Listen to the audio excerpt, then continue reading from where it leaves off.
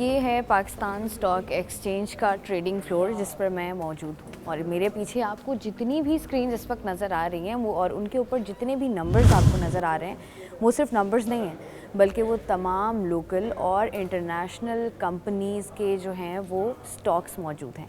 यहाँ पर हो रही है इस वक्त ट्रेडिंग, क्योंकि ये है ट्रेडिंग का टाइम। हम लोग देख रहे होते हैं कि रोज़ाना सुबह सुबह एक ख़बर जो है वो हमारी नज़रों के पास से गुजरती है कि आज जो है वो हमारी स्टॉक एक्सचेंज ऊपर चला गया, ट्रेडिंग बेहतर हो रही है, मुस्तहकम हो रही है। कभी कभी ऐसा होता है कि डाउनफॉल का शिकार भी होता है, बहुत सारे मल्टीपल रीज़न्स होते हैं, लेकिन पाकिस्तान स्टॉक एक्सचेंज जो है वो आपकी मईशत पर बहुत गहरा असर डालती है, चाहे पॉजिटिव हो या नेगेटिव। पॉजिटिव किस तरीके से होती है, नेगेटिव किस तरीके से होती है, किस किस तरीके से जो हैं जो कंपनी के शेयर्स होते हैं वो स्ट्रॉन्ग होते हैं, कब ख़रीदने चाहिए कब नहीं ख़रीदने चाहिए, और कौन जितनी भी हम लोग चीज़ें देख रहे हैं कि कभी कभी ऐसा होता है कि रेट्स जो हैं वो नीचे जा रहे होते हैं, क्या इसकी वजूहत होती हैं। स्टॉक एक्सचेंज एक अपने आप में ही बहुत बड़ी दुनिया है, और वो दुनिया क्या है आज के प्रोग्राम में हम इसी को एक्सप्लोर करेंगे। यहाँ पर जितने भी आपको इन्वेस्टर्स नज़र आएंगे या ब्रोकर्स नज़र आएंगे उनसे बात करेंगे, मौशी तज्ज़ियाकार मौजूद होंगे उनसे भी बात करेंगे, और ये जानेंगे कि क्या ये इतना आसान है कि कोई भी बंदा यहाँ पर इन्वेस्ट कर सकता है या फिर ये सिर्फ मखसूस लोगों के लिए ही है, कितनी मुश्किल है, कितनी टेक्निकलिटीज़ चाहिए होती हैं, कितनी रिसर्च चाहिए होती हैं, ये सब कुछ हम आज ही जानेंगे। प्रोग्राम हमने स्टार्ट किया है और पहला जो बहुत इंपॉर्टेंट सवाल हमारे दिमाग में आता है वो ये आता है कि स्टॉक एक्सचेंज है क्या। तो इसका जवाब जानने के लिए हमारे साथ इस वक्त मौजूद हैं अमीन यूसुफ साहब, जो कि फॉर्मर डायरेक्टर हैं पाकिस्तान स्टॉक एक्सचेंज के। तो आइए इनसे बात करते हैं। अस्सलाम वालेकुम। Thank you for inviting sir, बड़ा टेक्निकल सा टॉपिक है, कभी समझ नहीं आता, लेकिन आप बताइए स्टॉक एक्सचेंज क्या है। देखिए, कैपिटल मार्केट है, इसमें कंपनीज क्या करती हैं अपने एक्सपेंशन के लिए, लिस्ट बोरो करने के लिए या बिज़नेस बढ़ाने के लिए, ये जो प्राइवेट सेक्टर में होती हैं उनको अगर ग्रो करना होता है तो स्टॉक मार्केट में वो लिस्ट कराते हैं। जब वो लिस्ट कराते हैं तो लिस्टेड कंपनी हो जाती है, फिर उसके शेयर्स की ट्रेडिंग हो रही होती है एक्सचेंज में, और फिर उसमें क्या होता है कि लोग उसको शेयर्स को ले रहे होते हैं। इनिशियली पब्लिक ऑफरिंग आती है, जब आप लिस्ट कर रहे होते हो तो इनिशियल पब्लिक ऑफरिंग में लोगों को सारे इन्वेस्टर्स आते हैं, उसमें फंड्स भी होते हैं, इंडिविजुअल इन्वेस्टर्स का एक पोर्शन रखा जाता है, वो सब्सक्राइब करते हैं। जब वो सब्सक्राइब करते हैं तो फर्स्ट का 10 रुपये का शेयर है, हो सकता है मार्केट वैल्यू उसकी 20 रुपये भी खुलती है। इसी ज़माने में एक ज़माने में अगर बैक चले जाए तो गवर्नमेंट की कितनी कंपनीज जो यहाँ लिस्टेड हुई हैं, वो GDC हो गया, सुई सदर्न हो गया, PPL हो गया, सुई नॉर्दर्न हो गया, तो बहुत सारे अगर आप पूरा एनालिसिस करें तो most of the chunk government की कंपनीज यहाँ लिस्टेड है। अगर मार्केट कैपिटलाइजेशन फर्स्ट का 28 बिलियन की है तो ऑलमोस्ट हाफ जो है ना गवर्नमेंट कंपनीज है वो लिस्टेड है, उनका अगर मार्केट कैपिटलाइजेशन आ जाता है। अब इन्वेस्टर क्या करता है, वो लिस्टेड कंपनी को देखता है, उसकी रिसर्च करता है, यहाँ पे बाइंग कर रहा होता है। तो एक कंपनी उसको एवेन्यू है कि वो अपने एक्सपेंशन के लिए या अपना काम बढ़ाने के लिए स्टॉक एक्सचेंज में आते हैं, वो लिस्ट कराते हैं। एक्सचेंज उनको देख रहा होता है, मॉनिटर कर रहा होता है, एक्सचेंज की लिस्टिंग फीस होती है, और प्लस एक्सचेंज उनको मॉनिटर कर रहा होता है वो कम परफॉर्म कर रही है कि नहीं कर रही है, डिविडेंड्स दे रही है नहीं दे रही है, फाइनेंशियल स्टेटमेंट्स उनको देना होता है। तो सारे रेगुलेशंस एज पर एक्सचेंज उनको फॉलो करनी पड़ती है। अच्छा, हमने बड़ा सुना है कि ब्रोकर्स वगैरह होते हैं स्टॉक एक्सचेंज में, ब्रोकर्स पर कितने % ट्रस्ट किया जा सकता है, नहीं किया जा सकता, कैसे पता चलेगा ये ब्रोकर असली है नहीं है, कहीं पीछे से पैसे लूट कर आया हुआ है। देखिए, ये तो आप बिल्कुल नहीं कह सकते कि लूट के आया हुआ है, ये कॉन्सेप्ट बिल्कुल ख़राब है। देखिए, ब्रोकर होता है वो उसका लाइसेंस होता है, वो उसकी पूरी उसको कंप्लाइंस करनी होती है, उसको कंपनी में ऑब्वियसली स्टॉक एक्सचेंज में उसके रेगुलेशंस को फॉलो करना पड़ता है, वो ट्रेडिंग कर रहा होता है और उनके क्लाइंट्स को ट्रेड करा रहा होता है। अब ठीक है, अब दूसरी बात आ जाती है कि चेक करना है को सही नहीं है, तो उसमें ये कि आप एक्सचेंज में इनका एक डिपार्टमेंट है, वहाँ से आप इन्वेस्टर डिपार्टमेंट है, वहाँ से आप रिज्यू कर सकते हैं कि ये ब्रोकर की स्टेटस क्या है, इसके कोई क्लेम्स तो नहीं है इन्वेस्टर्स के। तो वो आप अगर जो नया इन्वेस्टर आता है तो वो ज़्यादा बेहतर है कि वहाँ पे चले जाए और वो कंप्लाइंस कर ले कि ये जिस ब्रोकर के पास मैं जा रहा हूँ वो सही काम कर रहा है नहीं कर रहा है। और अव्वल और अगर आप देखें, मैं 2008 और 9 में बोर्ड में रहा हूँ, तो उस ज़माने में क्या होता था, इतने रिफॉर्म्स नहीं थे। अब तो इतने अच्छे रिफॉर्म्स हो गए कि अब बहुत मुश्किल है कि कोई आपके साथ चीट करेगा। और प्लस है कि देखें, एक और चीज़ है कि क्लाइंट की या इन्वेस्टर की रिस्पॉन्सिबिलिटी भी होती है कि वो अपनी चीज़ों को महफूज रखे। उसके लिए उसको क्या करना है कि वो जब अकाउंट खोलता है तो अकाउंट कैश नहीं दे, कैश डीलिंग नहीं करे, और उसको बाई चेक नहीं करे। 25,000 तो एक्सचेंज की लिमिट है, आप 25,000 कैश दे सकते हैं, लेकिन कोशिश करें कि नया अकाउंट खोल रहा है तो उसके पास सारा प्रूफ आ जाएगा, वो चेक के थ्रू पेमेंट करेगा।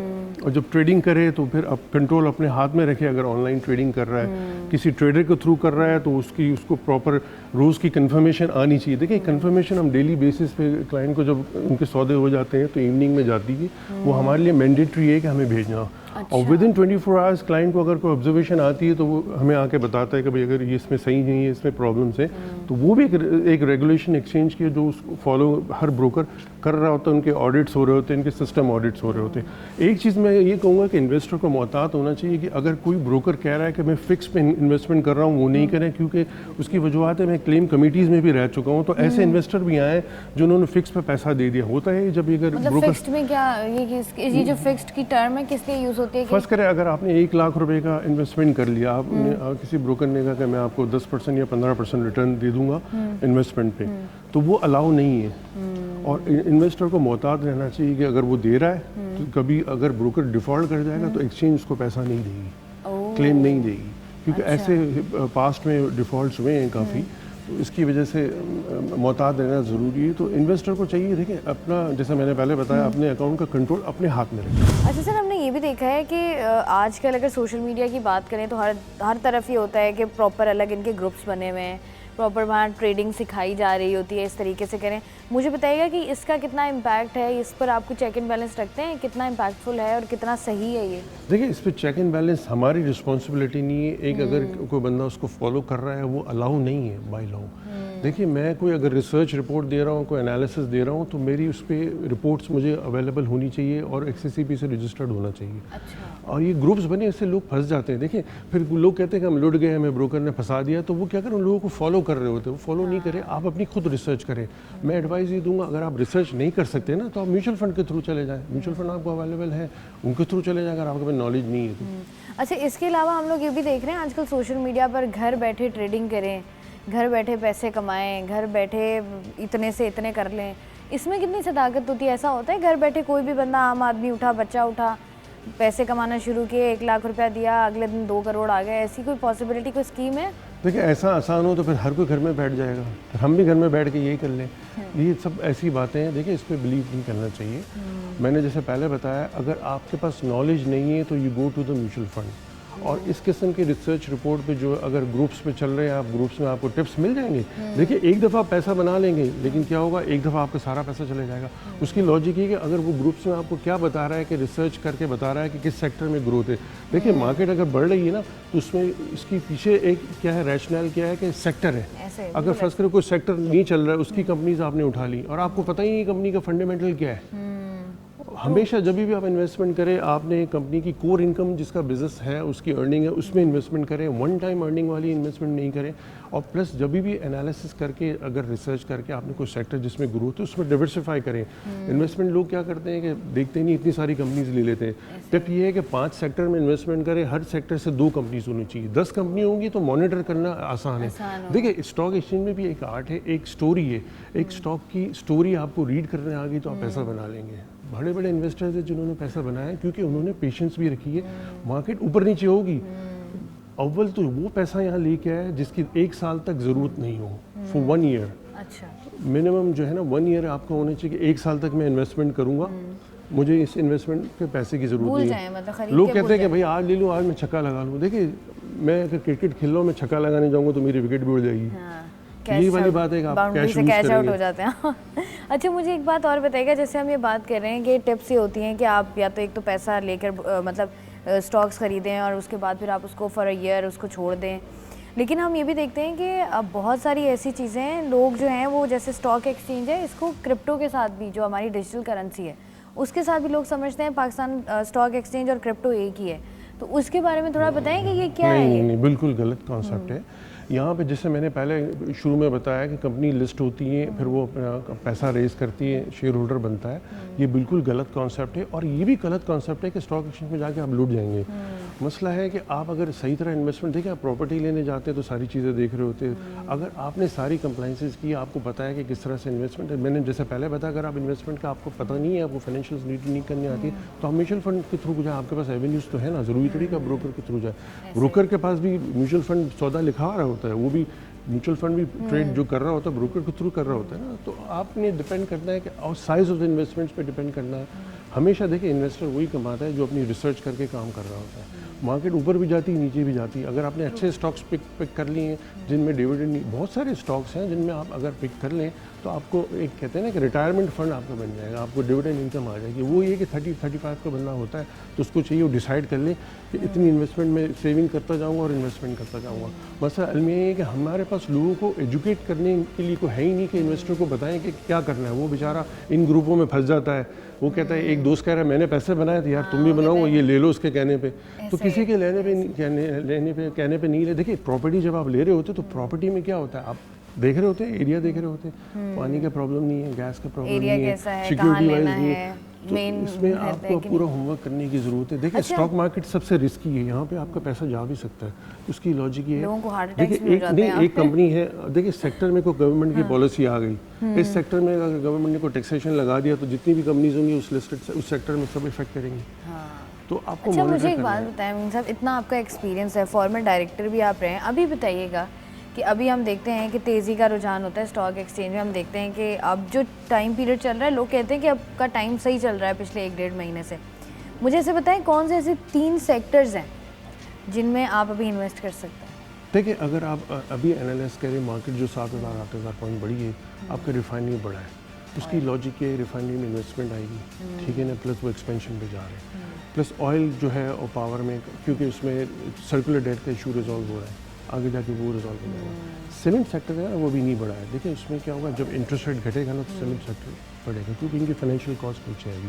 जब फाइनेंशियल कॉस्ट नीचे आएगी तो कंपनी के प्रॉफिट्स बढ़ जाएंगे। तो अभी जो लोग फिक्स इनकम में बैठे हुए हैं या फंड्स बैठे हुए हैं, वो क्या करेंगे, यहाँ पैसा स्टॉक मार्केट में लेके आएंगे। जो बढ़ने की वजूहत भी ये है कि वो अपना ऐसा पैसा लेके उनको लगेगा कि इंटरेस्ट रेट देखिए पीक आउट कर चुके हैं, इंटरेस्ट रेट ने अब नहीं बढ़ना है, अब तो नीचे आना है, क्योंकि इन्फ्लेशन का नंबर्स भी नीचे आ रहे हैं और लोकल प्राइस भी आपने ऑयल की कम कर दी, इंटरनेशनल प्राइस भी आपकी जगह पर रुक गई है। तो चीज़ें बेहतरी की तरफ जाएंगी। जब इंटरेस्ट रेट लोअर, हमेशा देखें आप देख लें, एनालाइज कर लें कि लोअर इंटरेस्ट रेट पर हमेशा मार्केट ऊपर जाती है। जब जिस तरह से इंटरेस्ट रेट नीचे जा जाएगा मार्केट ऊपर जाती जाएगी। इसमें कोई वो नहीं है, कोई रॉकेट साइंस नहीं है, आप फार्मूला है, आप देखें दुनिया भर की मार्केट्स देख लें, जब इंटरेस्ट रेट नीचे जाते हैं तो मार्केट्स ऊपर जाती हैं। अब ये कि इन्वेस्टर की जो बात है उसको चूज़ करना है कौन सा सेक्टर, खुद अपना होमवर्क करे। मैं नहीं बता सकता, वो उसकी इन्वेस्टमेंट है, उसने देखना है कि इकोनॉमी में आगे किस सेक्टर में ग्रोथ है, वो उस सेक्टर को देख ले, उसमें से कंपनीज आइडेंटिफाई कर ले, 5 साल का उनका रिकॉर्ड देख ले कि उसने उसकी पे आउट किया है, तो उसकी अपनी बेसिस पे अपनी डिसीजन ले। अगर वो डिसीजन नहीं ले सकता, जैसे मैंने पहले बताया, म्यूचुअल फंड के थ्रू चलेगा, म्यूचुअल फंड उसको गाइड करेगा। ठीक है जी, बहुत शुक्रिया। अमीन यूसुफ साहब हमारे साथ मौजूद थे और बहुत ही आसान अल्फाज में करके उन्होंने प्रॉपर तौर पर एक्सप्लेन कर दिया है कि पाकिस्तान स्टॉक एक्सचेंज है क्या, अगर आपने इन्वेस्टमेंट करनी है तो किस किस तरीके से आपको जो है वो अपनी कंपनीज़ या अपना सेक्टर चूज़ करना है। और सबसे इम्पॉर्टेंट बात जो अमीन यूसुफ साहब ने कही है वो यही है कि भाई कहीं भी कुछ भी ख़रीदते हैं, जब पाकिस्तान स्टॉक एक्सचेंज में भी आप आते हैं तो आपने अपना होमवर्क पूरा करना है, आपके पास आपका रिसर्च वर्क होना चाहिए और उसके बाद ही यू आर केपेबल कि आप जो है वो आकर जो है यहाँ पर जो है इन्वेस्टमेंट कर सकें, और इससे जो है फिर चांसेस भी कम होंगे कि आपका लॉस ना हो और आपको ज़्यादा फ़ायदा। इस वक्त मैं पाकिस्तान स्टॉक एक्सचेंज के ट्रेड फ्लोर पर मौजूद हूँ और यहाँ पर आपको बहुत सारे डिफरेंट ब्रोकर्स और इन्वेस्टर्स नज़र आएंगे। एक इन्वेस्टर हमारे साथ भी मौजूद हैं, इनसे बात करके जानते हैं कि इन्वेस्टमेंट यहाँ पर कैसे की जाती है और किस तरीके से ये ट्रेडिंग जो है वो अमल में आती है। अस्सलाम वालेकुम सर। वालेकुम सलाम। डिस्टर्ब तो नहीं किया मैंने आपको? कोई मसला नहीं। अच्छा मुझे बताइएगा सर कि एज एन इन्वेस्टर किस तरीके से आपका क्या काम होता है, पहले तो यहाँ से आइए। तो इन्वेस्टर एज अ इन्वेस्टर जो पाकिस्तानी सिटीज़न है वो इन्वेस्टर बन सकता है कि पाकिस्तान स्टॉक एक्सचेंज में वेरी इजीली। कोई भी आम बंदा बन सकता है? आम बंदा बन सकता है, सिर्फ एक रिक्वायरमेंट है, मतलब जो फुलफिल तकरीबन सभी के पास होती है। तो आपका कौमी शनाख्ती कार्ड होना चाहिए जो नेसेसरी है, बाकी बैंक अकाउंट होना चाहिए और बाकी आपकी सोर्स ऑफ इनकम जो है वो आप वाजे कर दें, बिजनेस करते हैं या इधर आप सर्विसेज करते हैं। मतलब अगर आपकी सोर्स ऑफ इनकम है, आप कहीं भी जॉब वगैरह करते हो तो कोई स्पेसिफिक अमाउंट होती है या कोई भी कर सकता है? नहीं, मतलब कोई ज़रूरी नहीं, आप छोटे 5,000 से भी अकाउंट खुलवा सकते हैं और अनटिल मतलब नो लिमिट भी है। तो अच्छा। आपके ऊपर कि एक आम बंदा जो है मतलब वो स्टॉक एक्सचेंज में जो है रिक्वायरमेंट पूरी करके जो अकाउंट खुलवा सकता है और इन्वेस्टमेंट कर सकता है। ठीक है। अच्छा इसके अलावा बताइएगा कि कहाँ से कहाँ तक इन्वेस्टमेंट होती है, कितना लॉस होता है, क्या प्रोसेस है? देखिए लॉस और प्रॉफिट तो वो एक जो बंदा इन्वेस्ट करता है क्या खरीदता है, किस रेट पे खरीदता है, किस मतलब एक अवेयरनेस बहुत ज़रूरी है, क्योंकि आप जो आपका पैसा इतनी मेहनत से कमाया हुआ मुनाफा होता है, सेविंग होती है, उसको जो है आप जो बिल्कुल जो है अपने सोच समझ के आप करें। आपका जो फ़र्ज़ करें, सपोज़ करें आपका कैपिटल 10 मिलियन का है तो आप मिनिमम 1 मिलियन से स्टार्ट करें, डायरेक्ट आप 10 मिलियन इसमें नहीं डालें। पहले लर्निंग प्रोसेस सीखें, समझें, रिसर्च किसी अच्छे ब्रोकर के साथ, सिंसियर ब्रोकर के साथ अटैच हो जाएं और फिर जो है आप न्यूज़ के हिसाब से और जो भी इकोनॉमिक इंडिकेटर है उसको फॉलो करें। अच्छा, मुझे बताइएगा कि हम ये देखते हैं, जैसे आपने बात की कि अगर आपके पास कैपिटल 10 मिलियन का है तो ये नहीं है कि आप 10 मिलियन ही लगा दें। हम लोगों को देखते हैं कि लोग बड़ी बड़ी अमाउंट्स भी लगा देते हैं, इस पर जितनी होती है सारी लगा दी। पहले तो बताएं कि आपको यहाँ पर स्टॉक एक्सचेंज में इन्वेस्ट करते हुए कितना टाइम हो गया और कभी आपके साथ ऐसा हुआ है कि आपने अमाउंट लगा ली और आपको लॉस हो गया हो? देखिए, loss profit is a part of business. तो आप किसी भी कोई भी बिजनेस में आप लॉस और प्रॉफिट तो होता है। अब ये डिपेंड करता है कि हमने क्या गलतियाँ की हैं। सीखने को मिलता है कि आप किस तरह जो है मार्केट के हिसाब से इकोनॉमिक जो इंडिकेटर हैं कि कब ख़रीदना चाहिए, कब बेचना चाहिए और कितना आपके जो है उसमें कैपिटल का जो इन्वेस्ट करना चाहिए। तो ये पूरी कैलकुलेशन में होता है और जो इसके हिसाब से फिर आपका प्रॉफिट एंड लॉस होता है। अच्छा, मुझे बताएं कितना अर्सा हो गया आपको? तकरीबन मुझे मोर देन 15 ईयर्स हो गए। 15 ईयर्स। अच्छा, वक्त के साथ साथ एक्सपीरियंस आता है या कोई ऐसा कोई बहुत ही कैलकुलेटेड माइंड जिसका मैथ्स बहुत अच्छा हो, जिसकी स्किल्स बहुत अच्छी हो, वो आते साथ ही वो जो है वो हो जाता है, मास्टर हो जाता है, या ये वक्त के साथ साथ वाला एक्सपीरियंस है, वक्त के साथ साथ ही आता है ये? नहीं, जाहिर सी बात है कि जितना एक्सपीरियंस होंगे उतना आप सीखेंगे कि आपने क्या गलती की हिस्ट्री में, उसको जो पास्ट में उसको आप इसको रिजॉल्व करके नेक्स्ट टाइम वो मिस्टेक ना हो। कि मतलब काफ़ी चीज़ें लर्निंग प्रोसेस है, तो आप उसको जो है देख के कर सकते हैं, मतलब कैलकुलेट करके पूरा एक अच्छे रिसर्च बहुत ज़रूरी है। रिसर्च करने के बाद आप पैसा लगाएंगे तो आप डेफिनेटली जो इनकम है बैंक से ज़्यादा रिटर्न मिलेगा आपको। अच्छा, मतलब इसके लिए रिसर्च आपको करनी पड़ती है? रिसर्च करें या आप अपना कोई जो ब्रोकर है वो वेल एजुकेटेड और वो आपके साथ मुखलिस हो तो वो आपको अगर गाइड करे प्रॉपर तरीके से तो आप बना सकते हैं पैसा। अच्छा, आपको तो 15 साल का एक्सपीरियंस हो गया, कोई ऐसी दो जो कह लें आपके की जो लाइंस होती हैं, जो ऐसा मशवरा या जो ऐसी चीज़ें जो आपने इन 15 सालों में सीखी हैं स्टॉक एक्सचेंज में, कि किस तरीके से आप जो है वो इन्वेस्ट कर सकते हैं, किस तरीके से आपके लिए फ़ायदा हो सकता है, वो दो चीज़ें बता दें हमारे। देखिए, सबसे बेसिकली तो आपकी नीयत साफ़ होनी चाहिए और पैसा जो है आपका जो है मतलब कैपिटल का पूरा कैपिटल ना लगाएं। आप जो अपना कैपिटल का 10 to 15% लगाएं पहले तो इनिशियल स्टेज में, और जो है लेवरेज और इससे जो है वो एहतियात करें ताकि जो है ना कभी मंदी भी आती है, कभी होता है तो बंदा जो है अपना स्टेबल ले सके। हमारे साथ मौजूद थे एक इन्वेस्टर जो हमें एक्सप्लेन कर रहे थे कि किन किन चीज़ों को मद्देनज़र रखते हुए आप स्टॉक में इन्वेस्ट कर सकते हैं। और जो सबसे इंटरेस्टिंग बात है, वो सबसे इंटरेस्टिंग बात ये है जो शायद मुझे भी नहीं पता थी, वो ये है कि कोई भी इंसान, कोई भी आम शहरी जो स्टॉक एक्सचेंज में इंटरेस्टेड है वो अपना अकाउंट खुलवा सकता है। उसके लिए आपको को बहुत ज़्यादा रिक्वायरमेंट्स नहीं है जो आपको फुलफ़िल करनी पड़ती हैं, और जब भी किसी भी कंपनी के स्टॉक्स नीचे हों तो फ़ौरन ख़रीद लें, क्योंकि हो सकता है कि आपको उसका फ़ायदा हो जाए। प्रोग्राम में मज़ीद आगे बढ़ते हैं। इस वक्त हमारे साथ शहरियार भट्ट मौजूद हैं जो कि माशी तज्ज़ियाकार हैं, तो आइए इनसे भी बात करते हैं और जानते हैं कि मईशत का कितना बड़ा जो है वो इम्पैक्ट होता है स्टॉक एक्सचेंज पर। अस्सलाम वालेकुम सर, पहले तो बहुत बहुत शुक्रिया आपका। मुझे बताइएगा कि हम देख रहे हैं कि जब भी ऐसा होता है क्या कि अगर मुल्क में अदम इस्तेहकाम है, हम देख रहे हैं, तो उसका असर स्टॉक एक्सचेंज पर भी होता है? डेफिनेटली। देखिए, स्टॉक मार्केट का जो इंडेक्स होता है किसी भी इकोनॉमी का आईनादार होता है, रिफ्लेक्ट करता है, इंडिकेट करता है। अगर आप इंडिया में देखेंगे सेंसेक्स उनका इंडेक्स है, वॉल स्ट्रीट के ऊपर आप चले जाते हैं नैस्डैक और S&P इंडेक्स है। इसी तरह पाकिस्तान स्टॉक मार्केट में KC 100 इंडेक्स है जो कि आजकल आप देखें न्यूज़ में हेडलाइंस बन रही होंगी, 54,000 इंडेक्स भी क्रॉस कर चुका है। पाकिस्तान स्टॉक मार्केट चूँकि पाकिस्तान एक सेंसिटिव मुल्क है, यहाँ पे आए दिन लॉ एंड ऑर्डर की सिचुएशंस होती हैं, बम ब्लास्ट हो गए या फिर पॉलिटिकल साइड पे अदम इस्तेकाम होता है, तो उसकी रिफ्लेक्शन स्टॉक मार्केट में नज़र आती है। रिसेंटली हमने देखा था कि जब कोविड हो गया था तो हमारा इंडेक्स 28,000 इंडेक्स पे भी चला गया था। उसके बाद फिर स्लाइटली रिकवरीज होती हैं, फिर IMF के प्रोग्राम में गए, आना जाना लगा रहा, फिर स्लाइटली हम रिकवरीज देख रहे हैं, खासतौर पे जब IMF के साथ हमारी नेगोशिएशन हो रही है, हमारी इकॉनमी एक आप कह सकते हैं कि दोबारा से इस्लाहात हो रही हैं और हमारी इकॉनमी राइट डायरेक्शन में आगे जा रही है, तो पाकिस्तान स्टॉक मार्केट उसको ट्रूली रिफ्लेक्ट कर रहा है और इंडेक्स ने आज एक नया हाई बनाया 54,000। जैसे आप ये बात कर रहे थे कि हम जब भी हमारा मुल्क, क्योंकि हम IMF से हमेशा कोशिश होती है कि कर्जा में मिल जाए, तो जब भी हम इस तरीके से लोन लेते हैं, IMF के पास जाते हैं, किसी भी और मुल्क के पास जाते हैं, तो उसका पाकिस्तान स्टॉक एक्सचेंज पे पॉजिटिव असर पड़ता है या नेगेटिव असर पड़ता है? देखिए, हर वो इकदाम जो पाकिस्तानी इकॉनमी में आप इससे काम लेकर आएगा और पाकिस्तान की मईशत आगे बढ़ेगी, तो यकीनी तौर पे पाकिस्तान स्टॉक मार्केट उसको रिफ्लेक्ट करेगा। जब इकॉनमी में इससे काम आएगा, सियासी तौर पे इससे काम होगा, जब मुल्क में अगर हम लोन लेंगे तो उसके बाद इन्फ्लेशन कम होगी, हमारे रिजर्व बढ़ेंगे, या हम कोई तरक्याती मंसूबा उस कर्जे से लेकर इस्तेमाल करेंगे, तो यकीनी तौर पे जो कंपनी लिस्टेड है पाकिस्तान स्टॉक मार्केट में, उनके प्रॉफिट्स में भी इजाफा होगा। जब उनके प्रॉफिट्स में इजाफा होता है तो पे आउट्स अच्छा देते हैं और इन्वेस्टर फिर ऐसे स्टॉक्स में इन्वेस्टमेंट करने को तरजीह देते हैं जो आने वाले दिनों में प्रॉफिट्स करती हैं या अच्छा गेन करते हैं। अच्छा, मुझे बताएं कि क्योंकि बहुत सारे लोग ऐसे भी इन्वेस्टर यहाँ पर मौजूद हैं 10-10, 15-15 साल से इन्वेस्टमेंट्स अपनी कर रहे हैं, स्टॉक्स खरीद रहे हैं। तो अगर जैसे ही आपने अभी बात की कि होता है कि वो स्टॉक्स खरीद लिए जाते हैं जिसका पता होता है कि आगे जाके हो सकता है कि प्रॉफिट दें, तो ये कैसे पता चलता है कि आगे जाके ये वाला ये कंपनीज जो हैं ये प्रॉफिट देंगी? देखिए, मार्केट के बारे में तो कोई प्रेडिक्ट नहीं कर सकता 100% के मार्केट, एक एजम्पशन होती है, आइडियाज़ होते हैं। आपको इन्वेस्टर्स को इसीलिए मैं कहता हूँ कि हमेशा से स्टडी करना चाहिए। आप जितना ज़्यादा रीडिंग करते हैं, रीडिंग हैबिट्स होती हैं आपकी, स्टडी करते हैं, रिसर्च करते हैं, तो उतना ज़्यादा आपके इन्वेस्टमेंट पे उसका पॉजिटिव इम्पैक्ट पड़ता है। तो जिस तरह से हमने देखा था कि गवर्नमेंट आने वाले दिनों में सर्कुलर डेथ का खात्मा करेगी, तो फिर जो सर्कुलर डेथ का खात्मा होगा तो जो कंपनीज हैं जो पावर सेक्टर में हैं उनको पॉजिटिव इम्पैक्ट पड़ेगा। तो यही वजह है कि पिछले आप 2 महीने का डेटा देखेंगे तो पावर सेक्टर जो लिस्टेड कंपनीज हैं उन्होंने काफ़ी अच्छा प्रॉफिट्स किया। फिर जिस तरह इंटरेस्ट रेट बढ़ता है तो बैंक्स के प्रॉफिट्स में इजाफा हो जाता है। तो जितनी कंपनीज बैंक के लिस्टेड हैं उनमें काफ़ी ज़्यादा हमने देखा कि लास्ट ईयर तकरीबन 40% के करीब इन जो बैंक्स के प्रॉफिट्स हैं उनमें इंक्रीज हुआ, क्योंकि वो स्लाइटली पार्क कर देते हैं गवर्नमेंट की सेफ बॉन्ड्स के अंदर और रिस्क फ्री उनका रिटर्न होता है। और हमारे पाकिस्तान में स्प्रेड बहुत कम है बैंकिंग, अगर आप बैंक में डिपॉजिट करने जाएंगे तो बैंक्स आपको बहुत कम रिटर्न देंगे फिक्स इनकम के ऊपर, जबकि वो गवर्नमेंट से बहुत ज़्यादा बोरिंग कर रहे होते हैं, बहुत ज़्यादा प्रॉफिट ले रहे होते हैं। ये वजह कि उनके प्रॉफिट बहुत ज़्यादा हाई हैं। स्टॉक मार्केट में फ़ायदा ये हो कि जिन लोगों ने स्टॉक मार्केट में बैंक से स्टॉक लिए हुए थे उनको डिविडेंड बहुत अच्छे मिले।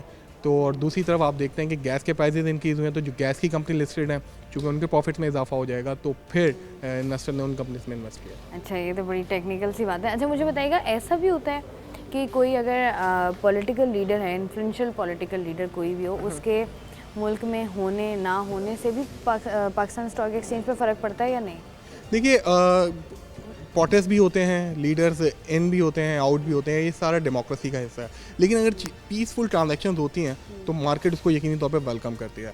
अगर कहीं से प्रोटेस्ट का एलिमेंट आ जाता है या मार धाड़ का एलिमेंट आ जाता है, प्रोटेस्ट स्ट्रीट पॉलिटिक्स होती है, तो उसका नेगेटिव इम्पैक्ट पड़ता है ना सिर्फ पाकिस्तान में बल्कि ओवरऑल, क्योंकि पाकिस्तान स्टॉक मार्केट में सिर्फ लोकल इन्वेस्टर्स नहीं होते हैं, ओवरऑल इंटरनेशनल इन्वेस्टर्स भी होते हैं जो मार्केट के अंदर काम कर रहे होते हैं। फिर इसी वजह से हम देखते हैं कि जो रेटिंग्स होती हैं इंटरनेशनल, खासतौर पर मूडीज़ की रेटिंग्स हो गई हैं या फिर ब्लूमबर्ग में कोई रिपोर्ट आती है तो काफ़ी नेगेटिव इम्पैक्ट डालती है ना सिर्फ लोकल इन्वेस्टर से बल्कि इंटरनेशनल इन्वेस्टर पे, क्योंकि इंटरनेशनल इन्वेस्टर जो इन्वेस्टमेंट करते हैं तो वो एक बड़ी इन्वेस्टमेंट्स के तौर पे करते हैं, और वो जब मुल्क में अनरेस्ट हो जाता है, पॉलिटिक्स में या प्रोटेस्ट हो रहे होते हैं, तो फिर उनकी जो आउटफ्लो होते हैं तो वो हिट करते हैं, ना सिर्फ मार्केट्स को हिट करते हैं, कैपिटल मार्केट्स को, बल्कि हमारी मनी मार्केट में आप देखते हैं हमारे एक्सचेंज रेट पे भी प्रेशर आता है उससे। ठीक है जी, बहुत शुक्रिया। हमारे साथ मौजूद थे शहरियार भट्ट जो कि माशी तज्जियाकार हैं, बहुत अच्छे तरीके से बड़ा डीपली एक्सप्लेन भी कर रहे थे चीज़ों को कि किस तरीके से जो है अगर आपके मुल्क में इस्तेहकाम नहीं होता है, कभी भी ऐसी कोई सूरत हाल होती है, हम लोग देख रहे होते हैं हंगामा रैलियाँ हो रही होती हैं या इस तरह के प्रोटेस्ट वगैरह हो रहे होते हैं, तो ये वो तमाम एलिमेंट्स हैं जो कि आपके स्टॉक एक्सचेंज को भी जो है वो मुतासर करते हैं। मज़ीद आगे बढ़कर लोगों से बात करते हैं।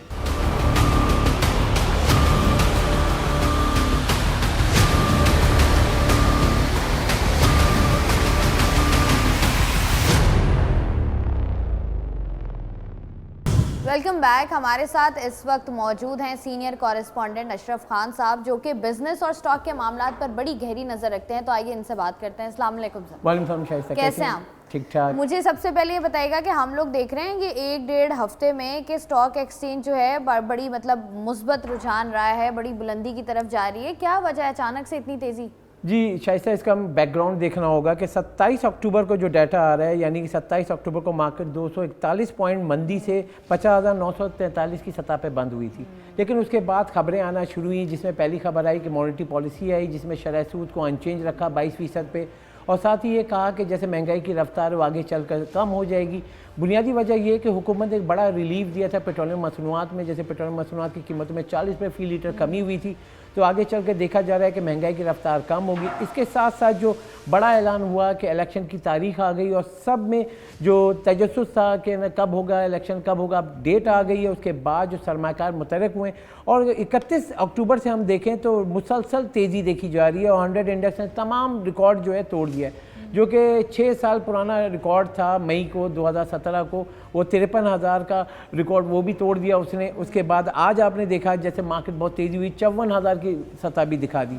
अब मार्केट में ये है कि जो सरमायाकार जो है शेयर्स को ख़रीद रहे हैं, कि जो रेट मिल रहा है, क्योंकि मार्केट एक ट्रेंड में जा रही है। अब मैं आपको बताऊं कि अगर मुसलसल हम देखें 7-8 रोज़ से जो ट्रेडिंग डेज हैं उसमें मार्केट तेज़ी हो रही है, तो अब प्रॉफिट टेकिंग भी आ सकती है। यानी कि जैसे आपने शेयर ख़रीदा इस हाई रेट पे, मार्केट गई तो अब क्या करते हैं, जैसे उसने 10 रुपये कमाया, अब उस पर शेयर पे 100 रुपये का शेयर लिया, 110 का हो गया, अब 10 रुपये वो बेच देगा ताकि मार्केट थोड़ी सी नीचे आए, फिर मैं ख़रीदूँ। तो मार्केट 100 पे जाती है तो उसको कहते हैं मार्केट एक ट्रेंड में जा रही है। अब हम देखें मुसलसल 31 अक्टूबर से मार्केट तेज़ी से, यानी 31 अक्टूबर को मार्केट जो है 437 पॉइंट जो है पॉजिटिव बंद हुई, फिर 1 नवंबर को 422 पॉइंट, फिर 2 नवंबर को 312 पॉइंट और फिर 3 नवंबर को 466 पॉइंट के इजाफा हुआ। आज जो है मार्केट अभी भी चल रही है और जो पॉजिटिव सेंस में कहने के बंद होगी। लेकिन यहाँ पे सबसे इंपॉर्टेंट बात ये है, जो शेयर्स खरीदारी कर रहे हैं तो मार्केट में होता है बाहर के जो सरमायाकार हैं वो देखते हैं, क्योंकि इस वक्त दुनिया की 3 बेस्ट जो स्टॉक मार्केट है वो पाकिस्तान स्टॉक मार्केट आ गई है। हालांकि माशी सूरत हाल देखें वो ख़राब थी, हम जो देख रहे थे सरमायाकार नहीं आ रहा था, इंटरेस्ट रेट पाकिस्तान का दुनिया में सबसे ज़्यादा 22% इंटरेस्ट रेट है, तो हर कोई कह रहा था कि सरमायाकार नहीं आएगा। लेकिन यहाँ पे स्टॉक मार्केट में जो तेज़ी आई और जो कि देखे जाए कि बहुत सारी चीज़ें, बिजली भी महंगी हुई, गैस भी महंगी हुई, लेकिन उसके बरक्स मार्केट में सरमायाकार सरगर्म हुए। बुनियादी वजह ये कि सबसे पहले कि आगे चल के महंगाई की रफ्तार कम होगी, शरह सूद उससे कम होने की उम्मीद है, और साथ में देखें जो इलेक्शन की तारीख आई है तो अब ये देख रहे हैं कि पाकिस्तानी मईशत में जो है सियासी इस्तेहकाम आएगा, माशी इस्तेहकाम आएगा, सरमायाकारी आएगी, उसकी बुनियाद पर लोगों ने अभी से अट्रैक्शन यानी कि शेयर्स खरीदने ताकि उनको फ़ायदा हो। अब यहाँ पर हम देखें मईशत कि क्या दारोमदार है स्टॉक मार्केट में। जैसे हमारी बड़ी जो कंपनियां होती हैं उसकी अर्निंग रिपोर्ट्स आती हैं, जैसे बहुत सारी बड़ी बड़ी कंपनियां हैं तो उनके जब शेयर्स बिकते हैं तो उसमें क्या होता है कि रिज़ल्ट क्या आया, यानी कि आपकी एक कंपनी है उसने पूरे साल में कितना मुनाफा कमाया। अब उसका मुनाफा कब बढ़ेगा, जब उसकी फ़रोख्त बढ़ेगी। तो जैसे हमने देखा कि अभी अक्टूबर में जो एक्सपोर्ट है वो हमारी बढ़ी है 14%, यानी पिछले साल अक्टूबर के मुकाबले 2 अरब 70 करोड़ डॉलर हमने हिट किया। तो एक पॉजिटिव साइंस है। और हमारे वज़ीर तिजारत हैं वो भी ये दावा कर रहे हैं कि हम 3 अरब डॉलर से भी ऊपर चले जाएंगे। तो एक अच्छी खबरें आना शुरू हुई हैं, जो कि पिछले हमने देखा था 18 महीने से हम लोग परेशान थे, और अब जो केयर टेकर गवर्नमेंट आई उसने कुछ एक्शन किया, क्रैकडाउन किया, डॉलर रुपये पे भी एक्शन लिया, स्मगलिंग के खिलाफ एक्शन लिया। तो उन सब चीज़ों का मिलाप करें हम तो सरमायाकार उसको मुस्बत ले रहे हैं, जिसकी वजह से जो स्टॉक मार्केट में देखें हम मुस्बत भी आ रहा है और कुछ चीज़ें बेहतरी भी आना शुरू हुई। जो लोगों को महंगाई थी, जैसे हम कहते थे चावल इतना महंगा हो गया या गंदम आटा इतना महंगा हो गया, चीनी महंगी, वो सब की चीज़ें कम हो रही हैं। जब ये चीज़ें कम होंगी तो आपका क्या होगा, महंगाई की शरह कम होगी। अच्छा, मतलब आप ये कहना चाह रहे हैं कि सियासत में जब तक अदम इस्तेहकाम था तब तक जो है हम देख रहे थे कि स्टॉक मार्केट भी हमारी जो है वो नीचे आ रही थी, मंदी की तरफ थी, लेकिन जैसे जैसे इस्तेहकाम आ रहा है मुल्क में, इन्फ्लेशन कम हो रही है, पेट्रोलियम मसनूआत की कीमतें कम हो रही हैं, वहाँ पर जो है ये हुआ है कि आपकी जो स्टॉक एक्सचेंज है वो भी बुलंदी की तरफ जा रही है। मतलब ये कि ये दोनों कनेक्टेड हैं आपस में। अगर आपके मुल्क में इस्तेहकाम होगा तो स्टॉक एक्सचेंज बेहतर होती रहेगी। जी बिल्कुल। जैसे देखा जाए कि अगर आप भी देखेंगी कहीं पे अच्छी खबरें आ रही हैं तो आप कहाँ जाके अगर इन्वेस्ट करते हैं कि अच्छी खबरें जा रही, रुपया आपका स्ट्रॉन्ग हो रहा था। पहले ये हो रहा था कि डॉलर जो है तेज़ी से ऊपर जा रहा था, 307 रुपये, ओपन मार्केट में 350 रुपये, लोग बातें कर रहे हैं 400 रुपये का हो जाएगा, लेकिन गवर्नमेंट ने क्रैकडाउन किया जिसके बाद डॉलर 300 से नीचे है, अभी भी नीचे ही ट्रेड कर रहा है। तो आपकी डिमांड सप्लाई के ऊपर होता है, और एक तो साथ में जो खबरें आती हैं, हमारे यहाँ बुनियादी तौर पे नेगेटिव खबरें बहुत ज़्यादा फैलती हैं, लेकिन इस वक्त देखा जाए जो अच्छी खबरें आ रही हैं तो उसको हमें आगे फैलाना चाहिए। जैसे स्टॉक मार्केट है, सबसे बड़ी बात हमारी ये कि मौजूदा हालात में हमारी स्टॉक मार्केट दुनिया की तीसरी बड़ी और बेहतरीन मार्केट हो गई है। तो इसका मतलब हम बाहर के जो सरमायाकार हैं उनको अट्रैक्ट कर सकते हैं, वो आके इन्वेस्टमेंट करेंगे। जैसे हम स्टेट बैंक का रोशन डिजिटल अकाउंट है, उसमें बैरून मुल्क सरमायाकार वहाँ पे अकाउंट खुलवाते हैं, वो भी स्टॉक मार्केट में सरमायाकारी कर रहे हैं। तो वो जो पैसा आ रहा है बाहर से, वो जब लग रहा है स्टॉक मार्केट में, शेयर्स की वैल्यू बढ़ रही है, तो हमारा जो बड़ा सरमायाकार के साथ जो छोटा सरमायाकार है वो रोज़ का मुनाफा कमाता है। आज स्टॉक मार्केट में आपने देखा कि बहुत लोग खुश थे क्योंकि आज 54,000 से ऊपर गई, तो मार्केट में इंट्राडे में जो लोगों ने ख़रीदा वो बेचा भी, मुनाफा भी कमाया। मार्केट जब चलती है, अप एंड डाउन होती है, उसी में सब खुश रहते हैं। और ऐसे ही। अच्छा अशरफ भाई, ये बात भी बताइएगा कि स्टॉक, ये जो पाकिस्तान स्टॉक एक्सचेंज है, इसमें पहले लोगों का रुझान ज़्यादा था या अब ज़्यादा हुआ है? देखें अभी जो सूरत हाल, जो अभी जो खबरें आई हैं उसकी वजह से रुझान ज़्यादा हुआ है, लेकिन हम देखें पहले जो इंटरेस्ट रेट, जो डिस्काउंट रेट कहलाता है 22% पे था, तो पहले स्टॉक मार्केट में कोई नहीं आ रहा, तो क्या कर रहे थे कि जो खुला पैसा रखा हुआ है उनके पास, वो बैंकों में रखवा रहे थे, तो 20-21% उसको मुनाफा मिल रहा था। तो यानी कि अगर लाख रुपए रखा तो साल का आपको 20,000 रुपये, तो कहाँ पे मिलेगा लाख रुपये 20,000 रुपये। तो इतना हाई इंटरेस्ट रेट पे लोग स्टॉक मार्केट से निकल के चले गए थे बैंकिंग सेक्टर में। ऐसे है। तो अपना जो पैसा था वहाँ डिपॉजिट किया था, साल का 20% मिला। मैं तो 1 लाख बता रहा हूँ, अगर आप 10 लाख जमा कराएं, 1 करोड़ जमा कराएं, इन्वेस्टर के पास तो पैसा होता है। अब प्रॉपर्टी की बात करें तो प्रॉपर्टी भी इस वक्त बैठी हुई है। तो वो जो इन्वेस्टमेंट है, वो सारा पैसा जब सर्कुलर होकर जब स्टॉक मार्केट में आएगा तो स्टॉक मार्केट शेयर्स वैल्यू बढ़ेंगी, तो आपकी इकोनॉमी साइकिल अच्छी होती है, यानी कि आपकी माशी ग्रोथ नज़र आती है। बाहर से FDI आती है, यानी बाहर का सरमाकार पाकिस्तान में आएगा। इसके बाद लोकल सरमाकार भी कहता है चलो पैसा लगाओ, मार्केट चली। मगर जो इससे पहले 18 महीने में जो सूरत हाल थी, मार्केट सीसॉ थी, कोई एक ट्रेंड नहीं था। लेकिन अभी जो है मुल्की मईशत के लिए अच्छी खबरें आ रही हैं, एक्सपोर्ट भी बढ़ी है आपकी, साथ में आपके इलेक्शन की डेट भी आ गई है, साथ में अब आपका आगे चल के महंगाई की रफ्तार कम होने की, तो ये मईशत के लिए अच्छी खबरें हैं जो कि स्टॉक मार्केट को ऊपर जो कि बड़ी अच्छी बात है। ठीक है जी, अशरफ खान हमारे साथ मौजूद थे, जो हमें एक्सप्लेन कर रहे थे कि ये जो हम तेज़ी देख रहे हैं स्टॉक एक्सचेंज में, इसकी वजह क्या है। आपकी मुल्क में इस्तेहकाम बड़ा ज़रूरी है। जब इस्तेहकाम होता है, पॉजिटिव खबरें आती हैं, तो फिर पॉजिटिविटी जो है वो हर तरफ ही आपको नज़र आती है।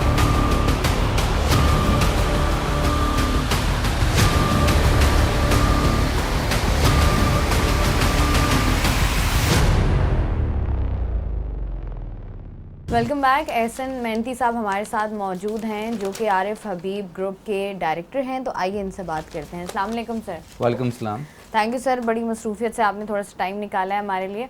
सर ये बताइएगा कि स्टॉक एक्सचेंज का नाम आता है तो दिमाग में सिर्फ नंबर्स घूम रहे होते हैं, तो इसको ज़रा थोड़ा आसान करके बताइएगा आम जितनी भी आवाम है उसके लिए, कि स्टॉक एक्सचेंज में बेसिकली होता क्या है। देखिए, इन्वेस्टर्स जो हैं वो यहाँ पर आकर अपनी सेविंग्स को इन्वेस्ट करते हैं, और ज़ाहिर है यहाँ पर एक जो शेयर की कीमत है वो आप 1 रुपये से लेके फॉर एग्जांपल 1000 तक या 2000 तक शेयर की वैल्यू होती है। तो वो एक शेयर भी इन्वेस्टर ले सकता है और वो सैकड़ों शेयर्स भी ले सकता है। तो ये एक ऐसा एवेन्यू है जिसके अंदर छोटा इन्वेस्टर जो है 2-5 रुपए की इन्वेस्टमेंट भी कर सकता है, और इनटू बिलियंस जो है वो इन्वेस्टमेंट यहाँ पर हो सकती है। तमाम जो कैटेगरी ऑफ इन्वेस्टर्स हैं उनके लिए यहाँ पर अपॉर्चुनिटीज़ हैं। उनको मिलता ही है कि उनको रिटर्न मिलता है डिविडेंड्स के फॉर्म में। तो आई थिंक कि ये जो एक एवेन्यू है वो ऐसा है कि जहाँ पर वो छोटी इन्वेस्टमेंट के साथ अपने रिटर्न्स को बढ़ाकर, इनकम को बढ़ा के, वक्त के साथ जो है थोड़ी थोड़ी इन्वेस्टमेंट करके यहाँ पर पोजीशंस लेता है। और ज़ाहिर है इसका पूरी जो हमारी इकोनॉमिक ग्रोथ रेट है उससे काफ़ी इसका वाबस्तगी है, क्योंकि जो कंपनी की अर्निंग्स हैं, जिसके अंदर बेशतर कंपनीज़ हैं जो कि ऑयल सेक्टर हैं, बैंकिंग सेक्टर की कंपनीज़ हैं, वो प्रॉफिट का जो है वो अपना डिस्ट्रीब्यूशन इन्वेस्टर को देता है। उनकी डिविडेंड यील्ड्स यहाँ पर उनको मिलती हैं। काफ़ी डिविडेंड यील्ड्स अच्छी होती हैं, काफ़ी डिविडेंड यील्ड्स अच्छी नहीं होती हैं। मार्केट बढ़ती है तो उनकी शेयर की जो वैल्यू है वो भी बढ़ती है और साथ में उनको मुनाफा भी मिलता है। अच्छा, बहुत सारी ऐसी कंपनीज़ हैं जो हम देख रहे हैं लोकली इंटरनेशनली यहाँ पर, जिनके स्टॉक्स मौजूद हैं। तो कभी ऐसा होता है कि इन्वेस्टमेंट की जाती है, क्या सोच के किसी भी कंपनी में आपको लोकली या इंटरनेशनली इन्वेस्टमेंट करनी चाहिए, स्टॉक्स ख़रीदने चाहिए? जो बातें जहन में आती हैं वो बताइएगा पहले। देखिए, एक तो ये कि कंपनी खुद के अपने एनुअल अकाउंट्स देती हैं, उन अकाउंट्स को जो है वो देखते हुए इन्वेस्टर देखता है कि कंपनी प्रॉफिटेबल है या नहीं है। इसके अलावा स्टॉक एक्सचेंज की भी जो अनाउंसमेंट्स हैं वो हम देखते हैं कि वक्त के साथ जो है वो आते रहते हैं, यानी कि घंटों के हिसाब से आते रहते हैं कि कंपनी ने क्या मुनाफा बनाया। वो मुनाफा को देखते हुए इन्वेस्टर उन कंपनीज़ के अंदर इन्वेस्ट करता है, खाओ वो कोई भी सेक्टर हो, फॉर एग्जांपल IT सेक्टर हो या फॉर एग्जांपल ऑयल सेक्टर हो, बैंकिंग सेक्टर हो, फर्टिलाइज़र सेक्टर हो। तो इस तरह के कोई 25 से 30 सेक्टर जो हैं वो स्टॉक एक्सचेंज के अंदर पाए जाते हैं। तो वो जो एनुअल अकाउंट्स उसके होते हैं वो एक सोर्स होती है जिसमें इन्वेस्टर देखता है कि वो कंपनी का क्या मुनाफा है, वो कंपनी क्या डिविडेंड देती है एनुअल, और फिर जाहिर वो फिर इन्वेस्टर तरजीह देता है उन कंपनीज़ को जिनके डिविडेंड ज़्यादा होते हैं, यानी कि प्रॉफिटेबिलिटी भी ज़्यादा होती है और उनके पे आउट्स भी ज़्यादा होते हैं, उनमें ज़्यादा तवज्जो दी जाती है, उन्हीं में वॉल्यूम्स भी होते हैं, और उन्हीं के अंदर हमने देखा है कि जो फॉरेन इन्वेस्टमेंट है वो भी आती है। तो इन्वेस्टर को बेशतर तरीक़ों से जो है मुनाफे के जो है वो मौके मिलते हैं, यानी कि उनकी जो स्क्रिप्ट की वैल्यू, यानी कि जो इन्वेस्टमेंट वैल्यू उसके अंदर भी इजाफा होता है। इसके अलावा जो कंपनी की डिस्ट्रीब्यूशन होती है वो डिस्ट्रीब्यूशन भी जो है उसमें उनको जो है वो इनकम इसमें जो है वो मिलती है, जिससे उनकी जो वेल्थ है वो बढ़ती है। जब वेल्थ बढ़ती है तो वो मज़ीद इस मार्केट के अंदर इन्वेस्टमेंट करते हैं, और ज़ाहिर है इसका पूरा दारोमदार जो है वो हमारी इकोनॉमिक ग्रोथ रेट पर होता है कि मुल्क जितना अच्छा होगा, उनकी कंपनी जितनी अच्छी परफॉर्म करेंगी, और जितनी अच्छी कंपनीज परफॉर्म करेंगी उतना इन्वेस्टर जो है इस मार्केट के अंदर आएगा। अच्छा, जैसे हम आम बात कर रहे थे कि कोई भी बंदा अपना अकाउंट जो है खोल सकता है, जैसे आपने बात की कि 5 रुपए से लेकर सैकड़ों स्टॉक आप ख़रीद सकते हैं। लेकिन कंपनीज जब आप रजिस्टर्ड कराते हैं स्टॉक, अपने स्टॉक खरीदते हैं, आप लोग शेयर्स अपने खरीदती हैं कोई भी कंपनी, उसका क्राइटेरिया क्या होता है? देखिए जो शेयर्स खरीदे जाते हैं उसका क्राइटेरिया जो है वो ये होता है कि उसकी वैल्यू क्या है। पहले तो ये पता लगे कि भाई शेयर कितने का है। फॉर एग्जांपल अगर वो शेयर है 2000 रुपये का तो नॉर्मली स्मॉल इन्वेस्टर उससे दूर रहता है। बट ऐसी कंपनी है जिसका शेयर जो है फॉर एग्जांपल 10 रुपये का है या 20 रुपये का है तो इन्वेस्टर जो है अपनी तवक्कुआत, उसकी तवक्कुआत के हिसाब से इन्वेस्टमेंट उसके अंदर करता है। दूसरी बात ये कि उस कंपनी का मुनाफा क्या होता है। फिर वो अगर वो उसका पर शेयर अगर मुनाफा होता है 2 रुपये या 5 रुपये या 6 रुपये तो उसको पता लग जाता है कि ये जो कंपनी है ये उसके उस पर्टिकुलर इन्वेस्टमेंट पे 5 रुपये प्रॉफिट कर रहा है या 10 रुपये। और फिर उसके भी बाद वो ये चेक करता है कि मुनाफे के बाद वो ज़ाहिर है उसको उसके हिसाब से कैपिटल गेन मिलता है, यानी कि उसके शेयर की वैल्यू अगर उसकी 20 रुपये की इन्वेस्टमेंट है तो वो 30 रुपये हो जाती है, 40 रुपये हो जाती है। दूसरा ये वो कंपनी जो है वो डिविडेंड भी देती है। अगर वो पे आउट दे रही है यानी कि 5 रुपये की अगर कमाती है और अगर 4 रुपये दे देती है तो इसका मतलब उसका अच्छा 80% जो है पे आउट रेशियो है। तो ये भी जो है वो इन्वेस्टर देखता है कि उसको प्रॉफिट के अंदर क्या मिलेगा और उसके बाद उसका टैक्स कितना लगेगा उसके ऊपर, वो किस टैक्स स्लैब के अंदर आता है। तो ये सारी चीज़ें देखते हुए इन्वेस्टर जो है वो अपनी पोजीशंस में बिल्टअप करता है। इसके अलावा ये कि कंपनी के प्रोस्पेक्ट्स क्या हैं, क्या कंपनी बिकने आई है, बहुत सारी ऐसी तरजीहात होती हैं जो कि इन्वेस्टर देखता है कि आगे जाकर जो है उसको किस तरह का मुनाफा उस कंपनी के अंदर मिल सकता है और उसकी बेसिस पे अपनी पोजीशंस बिल्डअप करता है। अच्छा, बहुत सारी ऐसी कंपनीज भी होती हैं जिन्होंने अपने शेयर्स बनाना चाहती हैं बेसिकली, या अपने शेयर अपनी कंपनी को रजिस्टर्ड कराना चाहती हैं स्टॉक एक्सचेंज में। उसका क्राइटेरिया क्या होता है कि अगर जैसे हम देखते हैं प्राइवेट लिमिटेड का कोई क्राइटेरिया होता है, वो कंपनीज का क्राइटेरिया क्या है? देखिए ये क्राइटेरिया इस तरह से होता है कि वो कंपनी का मिनिमम कैपिटल 5 करोड़ रुपए होना चाहिए और ज़ाहिर है वो उसकी जो शेयर होल्डिंग है वो पब्लिक को देना चाहता होगा। अपने पास कम से कम 20% उसकी शेयर होल्डिंग रखता है तो बाकी इन्वेस्टर को अगर वो देता है तो ये जो है फ्लोट हो सकता है मार्केट के अंदर। और फिर इसके अंदर 2 तरह के बोर्ड होते हैं, एक जेम बोर्ड भी होता है जो कि स्मॉल कंपनीज़ के लिए होता है, एक मेन बोर्ड होता है जो बड़ी कंपनीज़ के लिए होता है। तो वो कंपनी की जो बैलेंस शीट की वैल्यू है उसके हिसाब से उसको वहाँ पर स्टॉक एक्सचेंज पे वो अप्रोच करती है कंपनी और वो ज़ाहिर अप्रोच करने के बाद वहाँ पर अपनी कंपनी को लिस्ट कराती है। उसके बाद तरजीहात ये होती हैं कि इन्वेस्टर को मुनफरिद तौर पे जो है उसकी अकाउंटिंग यानी कि उसकी जो एनुअल परफॉर्मेंस है उसको बताया जाए और ज़ाहिर है उस पर अगर वो एग्रीमेंट हो जाता है तो ज़ाहिर है वो कंपनी लिस्ट हो जाती है। जब लिस्ट हो जाती है तो उसके अंदर फिर उसके अंदर ट्रेडिंग होनी शुरू हो जाती है उसके शेयर्स की। तो इन्वेस्टर जो कि उस कंपनी में इन्वेस्ट करता है उसको मुनाफा इस तरह से होता है कि ज़ाहिर है जब वो लिस्ट होती है तो उसकी शेयर प्राइस बढ़ती है। जब शेयर प्राइस बढ़ती है तो ज़ाहिर है वो इन्वेस्टर उस पर सेल भी कर सकता है और अपनी मज़ीद जो है इन्वेस्टमेंट उसके अंदर बढ़ा सकता है। तो ये उसके लिए स्टॉक एक्सचेंज उसको अप्रोच करना पड़ता है और अपने अकाउंट्स या हिसाब किताब जो है बताना पड़ता है और फिर रिस्पेक्टिवली ऑडिटर जब उसको ऑडिट कर लेता है उसके अकाउंट्स को कि उसने सही तरीके से जो है रिप्रेजेंटेशन दी है इन्वेस्टर्स के लिए तो वो कंपनी जाके लिस्ट हो जाती है। ठीक है। अच्छा ये बताइएगा कि आजकल हम लोग देख रहे थे कि डॉलर की कीमत अचानक से बढ़ जाती है, पैसा हमारा बहुत ज़्यादा गैर मुस्तहकम हो जाता है, उसके बाद हम देखते हैं कि कीमतें रुकती हैं, दोबारा रुपया जो है थोड़ा सा अपनी कदर पाने की कोशिश कर रहा है दोबारा से। डॉलर्स के रेट्स जब ऊपर नीचे होते हैं स्टॉक एक्सचेंज पर कितना इम्पैक्ट होता है? देखिए डॉलर का रेट जो है वो बढ़ना मेनली जो है उस पर इम्पैक्ट पड़ता है अपने इन्फ्लेशन का। जो पाकिस्तान का इन्फ्लेशन है वो बढ़ जाता है क्योंकि ज़ाहिर है हमारा पेट्रोल प्राइसेस भी बढ़ जाते हैं और दीगर इलेक्ट्रिसिटी प्राइसेस बढ़ जाते हैं। तो ये जो हमारी जो कंजम्पशन है वो कंपनी की जो कॉस्ट है वो बढ़ जाती है। जब कॉस्ट बढ़ जाती है तो प्रॉफिटेबिलिटी कम हो जाती है। तो नॉर्मली हम देखते हैं कि इन्फ्लेशनरी टाइम्स के अंदर कंपनीज़ की जो अर्निंग्स जो कि डिपेंडेंट होती हैं ऑयल एंड गैस पर डिपेंडेंट होती हैं या फॉर एग्जांपल इंपोर्टेड परचेज़ पर डिपेंडेंट होती है। जैसे ऑटो सेक्टर हो गया वो इंपोर्ट करता है सीकेडी किट्स, वो महंगी पड़ जाती है तो उसकी प्रॉफिटेबिलिटी पे इम्पैक्ट पड़ता है।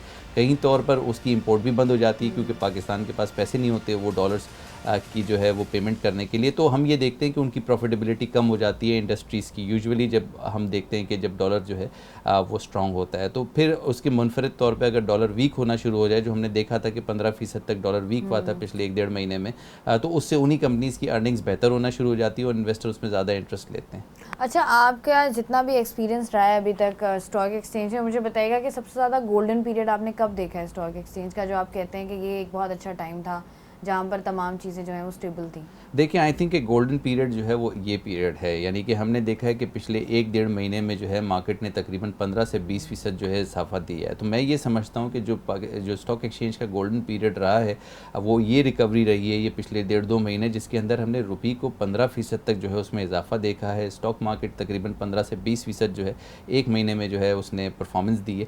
तो ये चीज़ इंडिकेट करती है कि ऐसे अगर जो मौके आते हैं जिसके अंदर हमने देखा कि मिलिट्री का भी रोल था कि स्मगलिंग को कर्ब किया उसने, और फिर उसके बाद मुनफरिद तौर पे जो है अब हम देख रहे हैं कि $2 बिलियन से हमारा करंट अकाउंट डेफिसिट भी कम हो जाएगा जिस तरह से तवक्कुआत है। तो इन्वेस्टर एक्सपेक्टेशन ये है कि आगे इंटरेस्ट रेट कम होंगे, इन्फ्लेशन आगे कम होगा, और फिर इसी तवक्कुआत की बेसिस पे मार्केट का जो है वो चलना पिछले 1-1.5 महीने का पीरियड है, ये काफ़ी ज़्यादा जो है इसका जो है वो मटेरियल जो है इम्पैक्ट हम देख रहे हैं कि मार्केट पर पड़ रहा है। इसके अलावा हम देख रहे हैं कि बहुत सारे ऐसे पीरियड इससे पहले रहे हैं जो मार्केट जो है वो बढ़ती रही थी, और ऐसे जो हमने देखा कि बहुत सारी ऐसी गवर्नमेंट्स आई हैं जिनके बनने पर या जिनके बनने के फौरी बाद पर, जब सीपेक प्रोजेक्ट्स हैं, हमने कहा 2008 के अंदर भी ऐसी चीज़ें हुई थी जिसके अंदर मार्केट जो है वो तेज़ी का रुझान लिया, और फिर उसके बाद 2018 के अंदर भी ऐसा हुआ कि जब नई गवर्नमेंट आई तो ज़ाहिर मार्केट ने तेज़ी ली थी। तो ऐसे पीरियोडिक जो है वो सिचुएशन ऐसी आती हैं जहाँ पे इन्वेस्टर काफ़ी ज़्यादा जो है